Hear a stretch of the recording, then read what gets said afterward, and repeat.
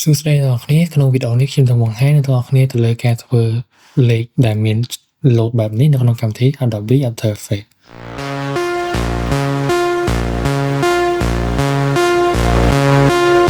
អូខេអញ្ចឹងនេះគឺជា composition setting របស់ខ្ញុំដែលខ្ញុំបានបង្កើតដែលពិសេសវិញខ្ញុំយកជាទម្រង់វិឈរ social media photo HD នេះខ្ញុំចុច OK មកដើម្បីបង្កើតទម្រង់បែបហ្នឹងហើយចឹងដំបូងអ្នកនរនេះអាចបង្កើត shape ជារង្វង់មួយដោយអ្នកនរនេះ click លើនេះជាប់ចុចមកឆ្វេងជាប់តទៅទៀតអ្នកនរនេះអាចយករកពាក្យថា ellipse tool click លើនឹងមួយបន្តមកទៀតអ្នកនរនេះអាចចុចទៅលើ C ឲ្យជាប់ហើយទាញមកបែបនេះអូខេអញ្ចឹងបានបែបហ្នឹងហើយអ្នកនរនេះអាចmove វាឲ្យចំក្រាលមកល្មមមកពណ៌វាអ្នកនរនេះអាចលេងពណ៌រៀងដិតចឹងមកអញ្ចឹងអ្នកនរនេះអាចលេង stroke វានេះយក6870ទៅតាមឲ្យវាធំបែបហ្នឹងមកណាហើយ fill ខ្ញុំយក nan អូខេអញ្ចឹងបានបែបហ្នឹងហើយអ្នកនរនេះអាចបង្កើតជា shadow ខាងក្រោយនេះមួយនេះមានន័យថាបង្កើតបែបម៉េចអ្នកនរនេះអាច control D ដើម្បី copy layer ហ្នឹងមួយ control D មកបាន layer 2ហើយអញ្ចឹង layer ទី1ដំបូងគេអញ្ចឹងខ្ញុំយក layer ទី2នេះដែលនៅខាងក្រោមហ្នឹងខាងក្រោម layer ទី2ហ្នឹងគឺ layer ទី1គឺខ្ញុំ rename ឈ្មោះថាshadow ជាសំហល់របស់អាហ្នឹងពីខ្ញុំយក percent text ហ្នឹងចុច enter មក click លើហ្នឹងមួយចុច enter មកបាន rename ហើយអញ្ចឹងខ្ញុំ rename percent text អញ្ចឹងទៅតាមអ្វីដែលខ្ញុំចង់ដាក់អញ្ចឹងណាអញ្ចឹងអាពណ៌ shadow ខាងក្រោមដែលនៅក្រោម layer percent នេះអាចបដូរវាឲ្យពណ៌រៀងស្ដើងមកណាហ្នឹងហើយពណ៌ស្ដើងបែបហ្នឹងមកអញ្ចឹងអ្នកអាចចុចទៅលើ layer percent text នេះហើយเอาពាក្យថា add មករកពាក្យថា trim path ហើយអ្នកអាចចុចលើនេះមួយមកនេះគឺមាន add នេះចុច click លើនឹងមួយបង្កើត keyframe មួយបន្តមកទៀតខ្ញុំទាញវាទៅដាក់1វិនាទីហ្មងទៅអូខេហើយទីមកនេះឃើញអត់អញ្ចឹងអាខាង layer ដែលខ្ញុំបង្កើតជា shadow មិញហ្នឹងពណ៌មិញហ្នឹងគឺជាងចង់បានជា background របស់វាហ្នឹងហើយគឺបែបហ្នឹងអូខេគឺបែបហ្នឹងអញ្ចឹងខ្ញុំលុបចោលធ្វើសាស្ត្រខ្ញុំចង់ឲ្យវាហត់មកមុខនេះវិញអញ្ចឹងដំបូងខ្ញុំចុចឲ្យវា add មួយហើយខ្ញុំចុច0មកបន្តទៅទាញទៅ1វិនាទីវិញហើយខ្ញុំដាក់ទៅត្រឹម whiteលេខមក85បានហើយអូខេបានប៉ុណ្្នឹងហើយអ្នកអាចមើលបានគឺបែបហ្នឹងអូខេបន្តទៅខ្ញុំចង់ឲ្យនេះខាងចុងនេះរៀងកោងទៀតអញ្ចឹងអ្នកអាចចូលលើ layer ហ្នឹងដែរហើយเอาពាក្យថាcontent ហើយចូលពាក្យថា ellipse មួយហ្នឹងមកហើយเอาពាក្យថា stroke មួយនេះហើយเอาពាក្យថា line cap នេះបដូរវាទៅជា round ឃើញវាកោងជាងមុនទេអូខេគឺបែបហ្នឹងអូខេចុចលើ layer ហ្នឹងមួយចុចស U មកដើម្បីបិទអូខេមានន័យថាយើងរកតែ layer ណាមានន័យថាយើងរត់តែ keyframe ដែលយើងបានបង្កើតវិញទេអូខេបានប៉ុណ្្នឹងហើយអ្នកអាចបង្កើតទៅលើអក្សរទៅលើលេខហ្នឹង click លើ T មកហើយបូកវាមកល្មមមកចេញខ្ញុំចុចតាមរីសូនបានហើយអញ្ចឹងអ្នកអាចទាញវាឲ្យប៉ុណ្ណេះ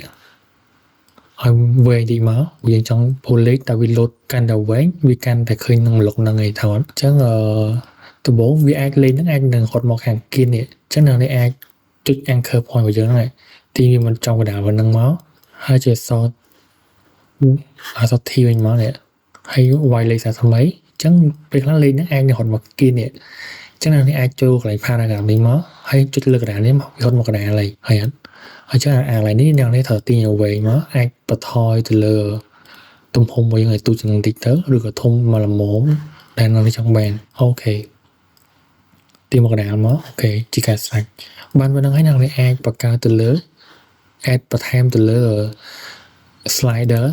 ដើម្បីឲ្យវារត់លេខអញ្ចឹងអ្នកអាច search មកដាក់ slider មកនេះ slider control នេះចុចវាជាប់ទាញមកទម្លាក់មកលើ layer លេខរបស់យើងហ្នឹងដាក់នេះក៏បានដាក់នេះក៏បានអូខេ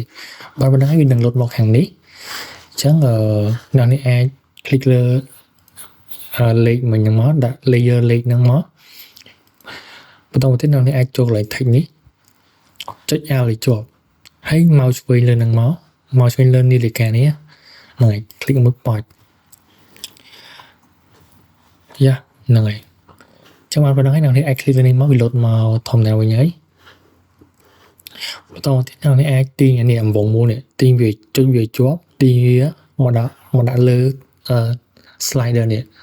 ប្លែងមួយវានឹងចេញបែបនេះបន្តទៀតអ្នកអាចស្រេមើលបាននេះវា load ទៅតាមនឹង28ឃើញអញ្ចឹងនៅក្នុងហ្នឹងវាមានពេលខ្លះវាអាចនឹងឃើញក្បៀសអញ្ចឹងបើសិនជាអ្នកនេះអត់ចង់ឃើញក្បៀសទេអ្នកនេះអាចclear នេះចឹងខ្ញុំមិនដឹងថាមិនបានខ្ញុំអត់ឃើញទេប៉ុន្តែមុននេះខ្ញុំធ្វើមានឃើញអញ្ចឹងបើសិនជាក្នុងលក្ខខណ្ឌថាបើសិនជាឃើញក្បៀសអូមកឃើញលេខនេះមានក្បៀសទៅអញ្ចឹងអ្នកអាចវាយតាមខ្ញុំមកនេះ click លើនឹងមួយហើយ click មួយវាយបន្តចុចក្បៀសមួយចុចអាសាចុចហ្នឹងមិនអសចុចគឺចុចហ្នឹងហើយអាក្បៀសហ្មងទៅចុចមួយមកហើយចុចអក្សរ value អក្សរ V តូចណា V តូច VALUE ហ្នឹងហើយឲ្យចេញពណ៌លឿងបែបហ្នឹងមកហើយចុចមួយទៀតមកគឺ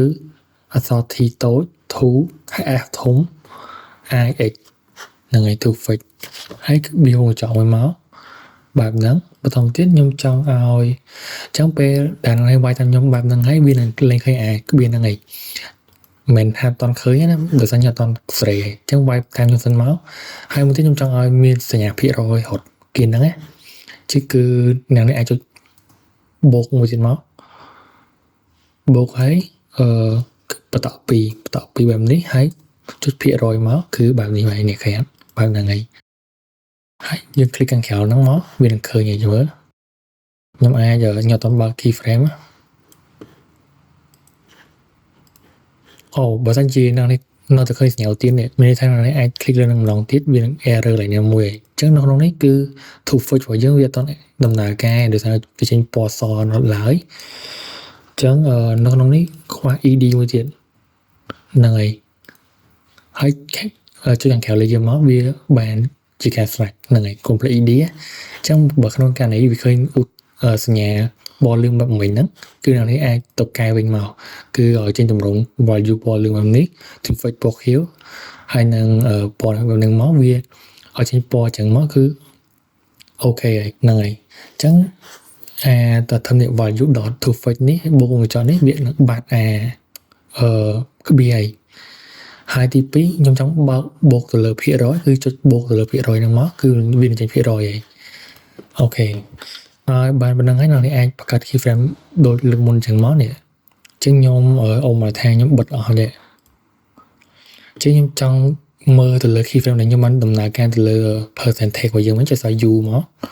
នេះ keyframe មិញហ្នឹងចឹងឥឡូវនេះខ្ញុំចង់ click បង្កើត slider ដែរខ្ញុំក្បៀសទៅលើ text ចុចលើ effect ហើយចុចលើ slider control នេះហ្នឹងហើយបន្តទៀតខ្ញុំអាចចុចលើ slider control ហើយបូក keyframe កន្លែង slider នេះមួយចឹងចំណុចដំបូងគេខ្ញុំមកលេខ0ខ្ញុំចង់បានពីចាប់ផ្ដើមពីដំបូងលេខ0ហើយខ្ញុំទាញទៅដល់keyframe ដែលខ្ញុំបានបង្កើតលេខ85មិញហ្នឹងមុនហ្នឹងទាញមកដល់នឹងលេខនេះមកហើយគឺខ្ញុំវាយលេខ85ដែរអូខេជាការស្រេចចឹងយើងអាច play វាមើលបានអូខេចឹងបើសិនជាអ្នកនេះចង់បន្ថែមទៀតគឺអាចធ្វើតាមនឹងរហូតទៅគឺបានជាការស្រេចអូខេចឹងក្នុងវីដេអូរបស់ខ្ញុំគឺមានតែប៉ុណ្្នឹងទេបើសិនជាមានចម្ងល់អីបន្ថែមអាច comment ខាងក្រោមបានអូខេ